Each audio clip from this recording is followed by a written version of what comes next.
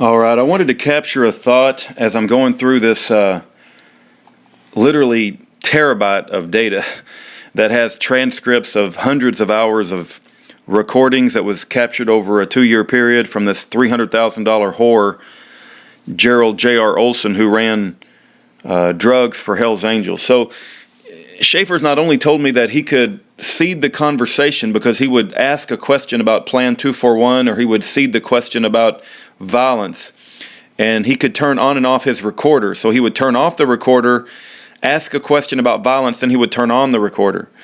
Not only that, but there's lots of times where he just left the recorder on.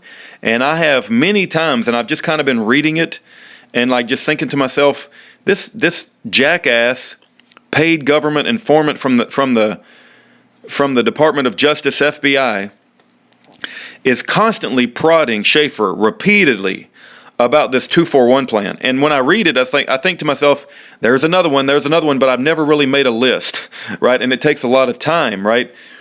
So on February the 19th, I'm going to start making a list, right? On February the 19th, page 183, I'm going to start numbering and consolidating all the times that this $300,000 whore prodded Schaefer about 241. It's absolutely getting sickening. And I'm going to try to play them all back to back. So at some point in the future, I've got a things to do action item. I want to take all the times that this $300,000 whore prodded Schaefer about violence or the 241 plan, and then just show how the government just constantly prodded Schaefer over and over and over and over again. And Schaefer consistently rejected those plans. He would talk about, it's in God's hands, I don't want to hurt anybody, I want to pull a Gandhi, not a Rambo. He just constantly rejected it. But for the government informant to constantly keep just bringing it up. See, here's the deal. Schaefer would not have even been talking about the 241 plan in almost all of these cases had not this government informant, $300,000 whore, Gerald J.R. Olson, repeatedly brought it up. Schaefer wouldn't have even been talking about it. But because Olson kept bringing it up, Schaefer thought he was a trusted friend, and he would respond to it. And you say, why is that important? Because the 241 plan was a central theme in convicting Schaefer for a 26-year crime. Do you understand? The Scrocky brought up, they're going to implement the 241 plan. It's like, no, they weren't going to implement the 241 plan. The only reason Schaefer talks about it is because Olson keeps bringing it up over and over again. I mean, this is how the government entraps innocent citizens by constantly prodding them in what they think are private conversations. Schaefer thinks he's sitting in a truck with a private friend, a trusted friend, going down the road, and this friend is a devil in the flesh, just constantly saying, what are we going to do about 241, Schaefer? On page 183, here's what Olson says of the February 19th, 2011. And he stutters, right? This devil has a stuttering problem. He says, this is Olson. Okay, yeah, that's good to know. At what point does the 241 kick in, you know? I mean, it's just freaking insane. Schaefer on down says, what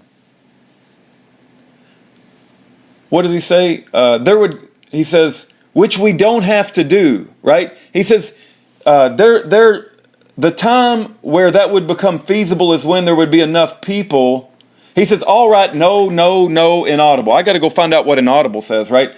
The time where that would become feasible is when there would be enough people to follow through with it and enough understanding amongst the people that currently just want people to buy what's going on, to shrug their shoulders and passing through. And then Olson says, And then listen to this, which Mr. Cox says, which we don't have to do. To be honest, I don't want to be a thankless man, and it does it for me that, God works, and then it goes inaudible on the transcript. But I would imagine that Schaefer's going to say, God will take care of that. Anyway, this is just one instance where this $300,000 whore is prodding Schaefer. As I continue to go through this evidence, and I'm going to go through it till my dying breath or Schaefer walks out of prison, I'm going to collect every single time that I got on tape or I got in a transcript that this $300,000 whore prodded Schaefer. And you know what?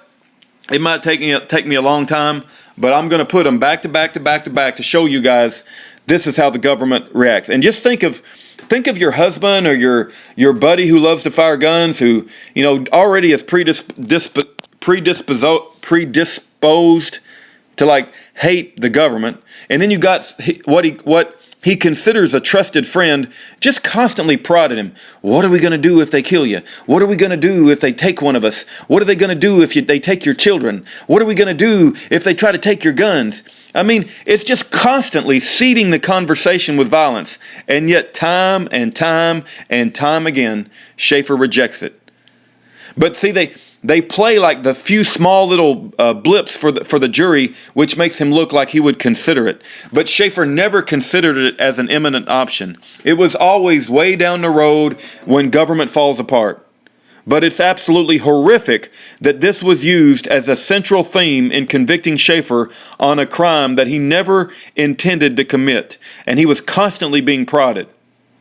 It's horrific what's happened to Schaefer Cox. And these evil bastards, Karen Loeffler, Yvonne Lamourie, Stephen Scrocky, Joseph W. Bottini, Richard Sutherland, Gerald J.R. Olson, Bill Fulton, all of those bastards, Judge Robert Bryan, all of those bastards, Loretta Lynch, Eric Holder, all the way up to Obama, every one of them needs to be held accountable.